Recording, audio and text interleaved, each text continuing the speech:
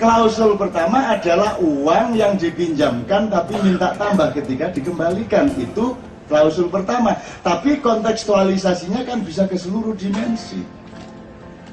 Kamu itu katanya mewakili rakyat, tapi kok tidak ada perilakumu selama menjadi wakil rakyat benar-benar mewakili rakyat. Riba apa tidak? Riba. Kamu itu mau jadi caleg, kamu mau jadi presiden, semuanya mengaku demokrasi, semuanya mengaku mewakili rakyat dan mencintai rakyat. Tapi prakteknya sampai sekarang belum pernah rakyat benar-benar dicintai. Riba apa tidak? Riba. Orang ingin menjadi presiden itu karena ingin jadi presiden atau karena ingin menyejahterakan rakyat? Saya tanya. Ingin jadi presiden, riba apa tidak? Jadi presiden itu cara apa tujuan? Tujuan. Seharusnya menjadi presiden itu cara untuk menyejahterakan rakyat. Cara menjadi tujuan, tujuan menjadi cara, itu berarti riba. Sekarang saya tanya, apa yang tidak riba dalam kehidupan kita di Indonesia? Apa yang tidak riba? Apa?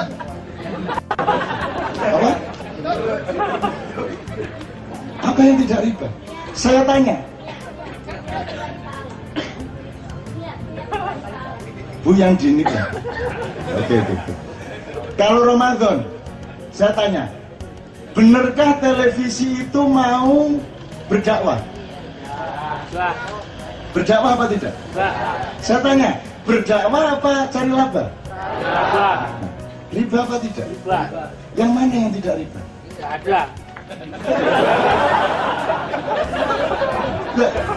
Yuk, makanya sekarang saya tanya, kalau di Amerika, di Australia diperlukan sertifikat atau label halal. Kenapa? Karena asumsi dasarnya di sana negara mayoritas non-Islam, maka makanan pada umumnya tidak halal. Maka diperlukan tanda yang mana yang halal. Kan begitu? Kalau di Indonesia mayoritasnya Islam, maka makanan di sini asumsi dasarnya adalah halal. Maka diperlukan sertifikat atau label haram. Lah di sini ada nggak label haram? Yang ada label halal. Riba apa tidak? Riba.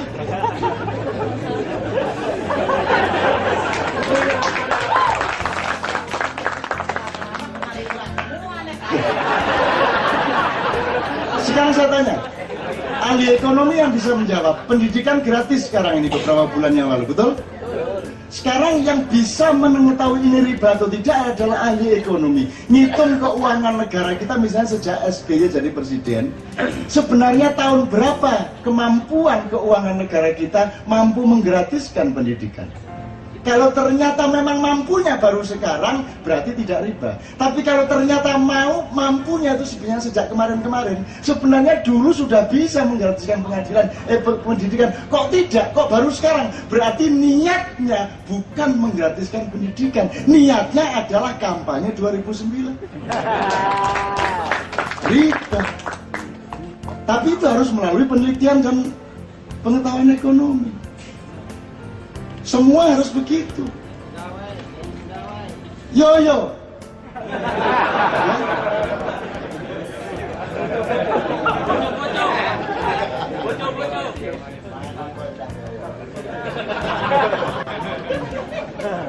Siapakah presiden Indonesia yang tidak pro demokrasi? Siapakah presiden Indonesia dari Soekarno sampai sekarang yang pernyataannya tidak mencintai rakyat? Semua mencintai rakyat, semua menomorsatukan rakyat. Tapi de facto bagaimana? Berarti riba. Nah Mas, kata Allah, kalau kamu sudah makan riba, apalagi hampir di semua hal riba, ya kalau Anda ribanya terpaksa. Oke, alhamdulillah Anda tidak riba. Maka situasi kita seperti diombang-ambingkan oleh setan. Situasi terombang-ambing itu gini Mas. Oke, kita simulasi aja kapal. Kapal kalau terombang-ambing kan begini. Maka kita jalan lurus nggak? Kalau kita tegak begini, kapalnya terombang-ambing, kita bisa begini nggak? Kan kita begini-begini. Nah, kalau sudah riba, itu kamu bener pun jadi salah. Kamu baik pun jadi buruk. Betul nggak? Jadi sekarang ada inisiatif sebaik apapun menjadi mudorot. Mau menghilangkan pornografi menjadi mudarat.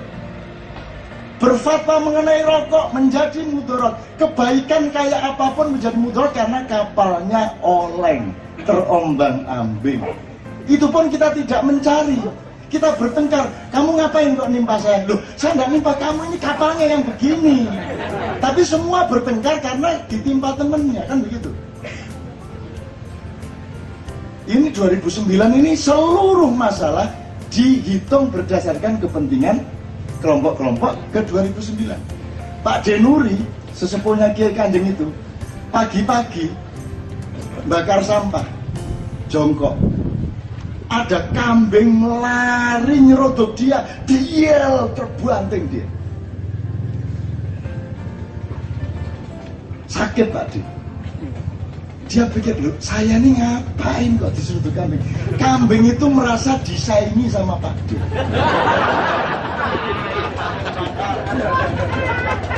Loh kok ada orang kok bawa begini-begini, mirip-mirip seperti temennya, maka diseruduk sama kambing. Jadi 2009 ini Anda nggak ngapa-ngapain bisa diseruduk orang. Tidur di rumah diharamkan, coba.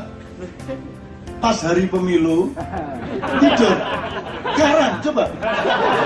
Loh cuma tidur loh, haram loh.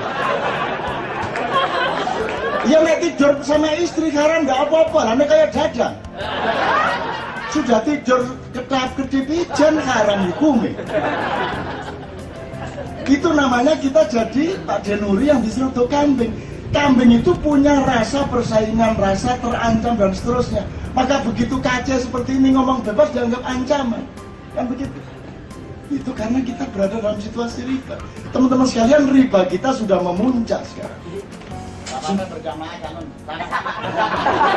Nah, Bapak, sekarang sudah memuncak dan satu yang harus kita lakukan, dua hal. Yang pertama adalah Anda harus bisa berjalan di sela-sela hujan riba.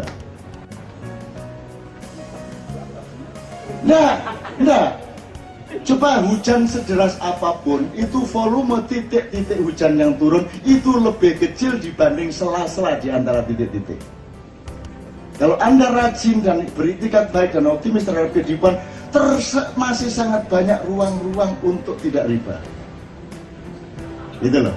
Dan itu benar-benar masih tersisa banyak sekali ruang. Kapalnya oleng kena semua. Loh, ini enggak kok. Teman-teman enggak kok. Terus menentara beno.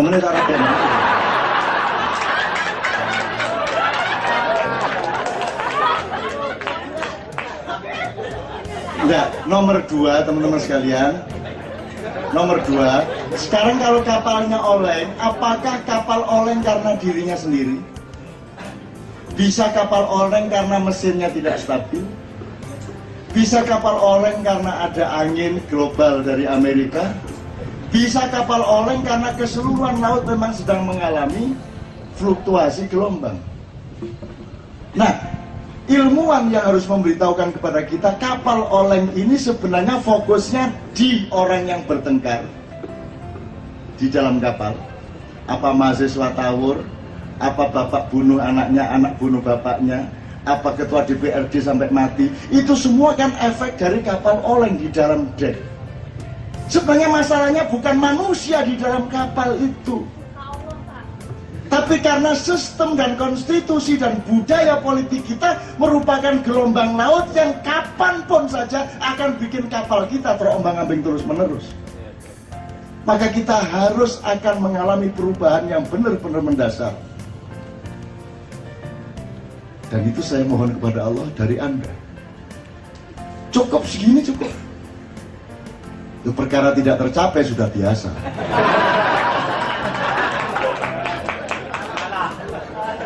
Kira-kira gitu ya Mas ya. Jadi sekarang jangan marah sama Bolkia. Jangan marah sama Bolkia. Lihat kalau Bolkia, kapal kita oleng, Bolkia perahu kecil dan ya cuma segitu orang gampang ngurusnya. Itu.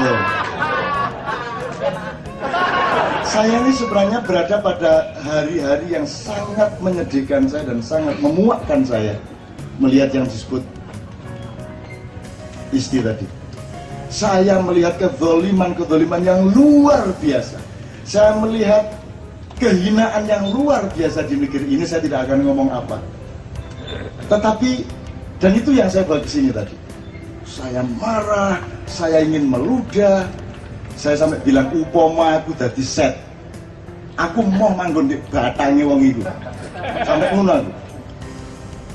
Upama aku disuruh meludahi itu orang-orang seperti itu, saya akan menolak meludahi. Emang ludah saya, karena ludah saya masih lebih mulia daripada dia. Sampai ngono saya. Tapi begitu saya masuk sini, sembuh saya. Sembuh saya, ketemu Anda saya sembuh. Seluruh amarah saya hilang. Saya optimis lagi.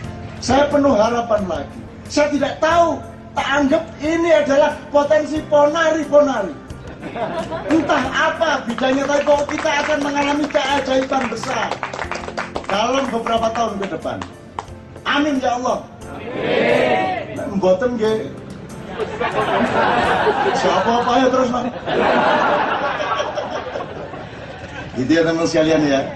Tapi coba lihat nih, Anda nih bertahan sampai jam segini di sini nih. Masa enggak ada harapannya? Pengangguran itu biarin aja. Loh, pengangguran pun tidak akan bisa bertahan dengan konsentrasi seperti ini kalau Anda tidak punya nurani yang bersih. Kalau tidak punya keinginan dan keikhlasan yang luar biasa untuk seluruh rakyat dan masyarakat. Yang bisa memelihara Anda duduk di sini adalah Anda punya ketulusan yang benar-benar sejati untuk bangsa Indonesia. Dan itu mustahil Allah tidak memperhatikan Anda. Mustahil. Kalaupun Anda dan saya tidak mampu merubah Indonesia, insya Allah pasti Allah merubah hidup Anda dan hidup saya. Kalaupun Indonesia dibiarkan gelap, Anda tidak dibiarkan gelap, Anda akan penuh cahaya. Keluargamu akan lebih sejahtera. Penghidupanmu akan lebih mudah. Hutangmu akan terbayar. Kalaupun tidak terbayar, yang ngutangi lupa.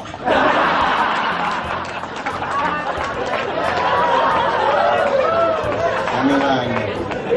Jadi malaikat itu sudah serius-serius nulis. Ono meneh. Iya teman sekalian ya, ya Mas ya, jangan putus asa, jangan marah sama Tuhan. Tadi saya tanya sama malaikat, Pak Jibril, ini ada Arab Betawi, saya bilang. Mana sama Bulkia, dia mau ngeluh apa, gue sholat sampai bosen tuh lihat sajadah. Miskin juga sampai sekarang. Terus, biar nanti saya bilang sama Tuhan, saya provokasinya Tuhan, kata Jibril. Provokasi gimana? Tambahin lagi miskinnya.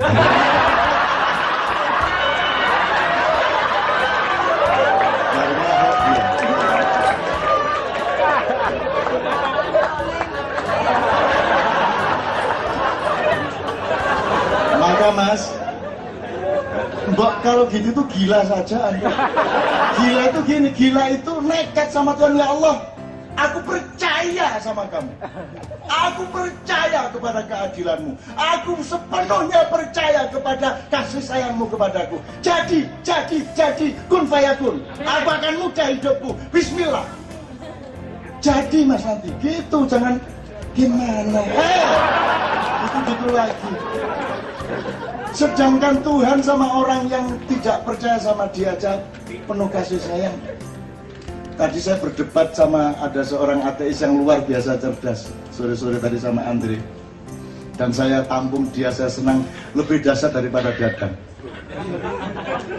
Terus saya bilang, nanti kalau MUI membuat fatwa kamu sesat, saya yang bela.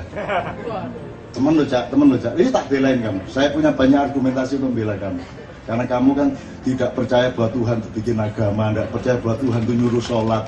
Kalau memang Tuhan ada, kenapa Gaza dibiarkan seperti itu, seterusnya macam-macam. Saya bilang, saya akan bela kamu. Tenang aja, iya tak bela kamu, setan aja bisa saya bela kok, saya bilang gitu. Ngunu sampean, iya tak bela kan. Cuman saya diem-diem bilang sama Tuhan, ini tak belain ya, untuk strategi saja, tapi sekali-sekali saya mentempeleng nih orang. Apa ada ini? Buat ini latihnya kayak saya ngomong, Ngadepin orang itu harus siklikal mas ya, harus siklikal, dihubungi mas, dihubungi. Jadi kalau bertanding kayak Muhammad Ali itu kan mengitari. Masalah itu jangan dihadapi linear saja, tapi kesini muter gitu loh mas, kayak Ali. Makanya staminanya harus kuat. Meskipun tua kayak saya tapi masih oke gitu loh mas. Andaikan aku berani kawin lagi.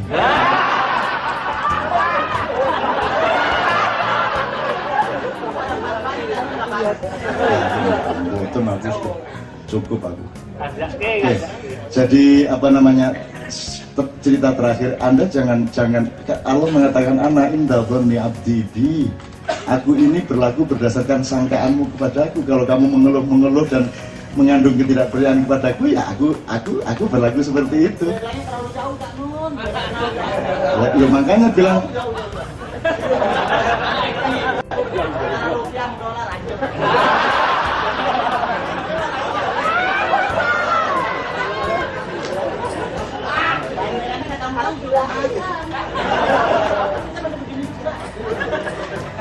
tapi Sultan Bolkiah tidak pernah punya ekspresi segembira dia. Bayangin, miskin, susah, menderita, tapi ekspresinya gembira. Makanya ketika terus malaikat Israfil tidak tega sama Anda, dia bilang sama Allah, ya Allah, aku tidak tega sama hambamu yang dikaji itu. Terus berilah dia rezeki yang banyak. Tuhan mengatakan, loh, nanti kalau saya kasih rezeki lebih banyak dia malah sedih. Lihat itu, rezekinya cuma segitu dia senang.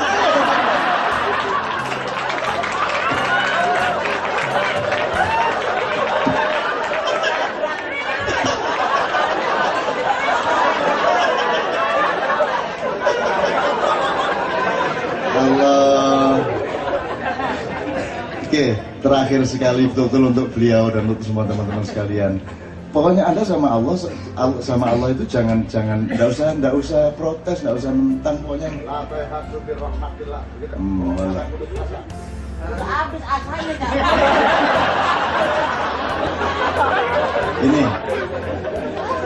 Ini sudah banyak, Anda sudah pernah mendengar semua, ada seorang tua penyembah berhala umur 89 tahun pada suatu hari sakit, lumpuh dan tidak bisa apa-apa, terus dia minta tolong kepada berhalanya. Berhala, sembuhin saya dong, saya kan sudah sembah kamu 80 tahun lebih. Tapi berkali-kali dia minta sembuh kepada berhalanya namanya juga berhala, tidak bisa menyembuhkan dia.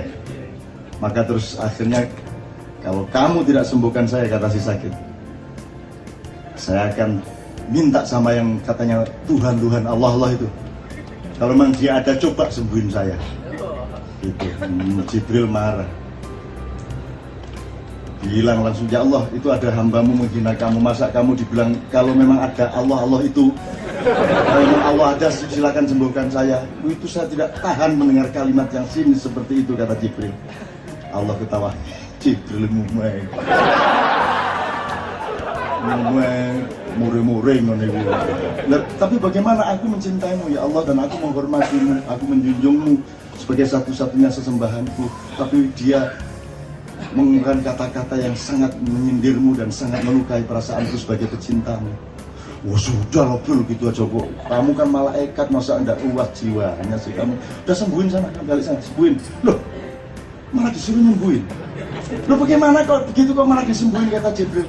Bril, kamu itu enggak punya strategi apa bagaimana? Kalau enggak saya sembuhkan, terus bedanya saya sama berhala apa?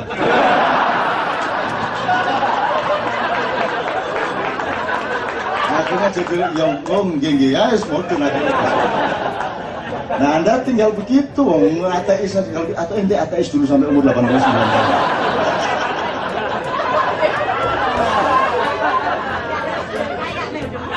Oh kaya, bismillah. Kaya. Amin ya rabbal alamin. Amin ya rabbal alamin. Bagaimana tidak kaya, bang, rokoknya dari tadi tidak berhenti sama.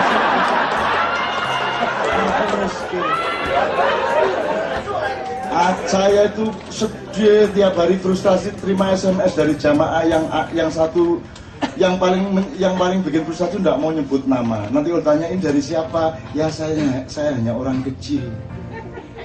Pasti Cak Nun tidak kenal saya. lho rumangsamu nek SMS raimu ketok lho. Tinggal nyebut jeneng Ci Angele ya bisa pulsa.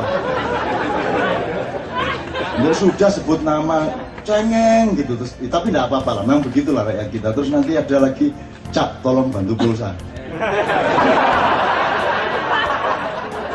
Dan itu bisa sebulan 2 kali. Cak tolong bantu pulsa. Dan begitu saya kirim pulsa lewat kantor, terus tiap hari dia kirim nasihat ke saya. Jancuk arek. Saya yang beliin pulsa tiap hari saya dinasihati.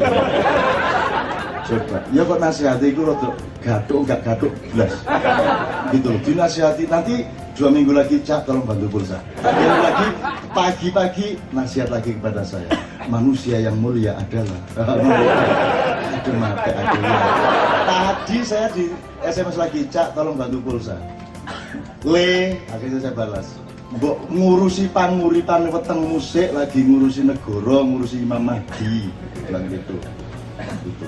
Terus dia balas, enggak maksud saya minta bantu doa. Enggak semua. Ya Allah, saya tuh seneng sekali punya teman-teman banyak yang aneh-aneh, yang lucu-lucu seperti itu. Masya Allah, awas kalau kirim SMS sama saya. Oke.